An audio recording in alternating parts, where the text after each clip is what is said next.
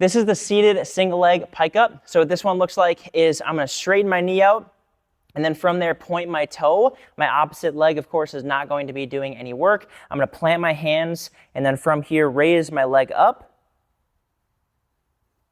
for each consecutive rep. It's important for this movement, what I like to have people do is actually not touch their heel to the floor at all. You can get as close as you want to the floor, but I don't want you to touch your heel to the floor. So what I mean by this is I don't want you to do this, where you're bouncing, right, the foot off of the floor. I want to hold solid time under tension throughout each set. And then on top of that, to make this movement hard for yourself, you would simply just put your hands closer to your feet.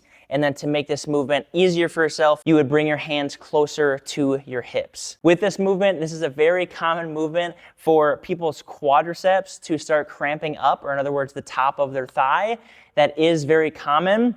As weird as this sounds, if you just continue to push through it, it will get better and better as you get stronger at this movement, because normally that is a cause of your quadriceps overworking because your hip flexor, or in other words, your iliopsoas muscles, or one of your hip flexors, is weak, and your quadricep is having to take over from there. So again, hands planted wherever you can maintain solid reps. And then from there, raising the foot, keeping the toe pointed, keeping the knee locked out, hovering the foot off of the ground. That is the seated single leg pike up.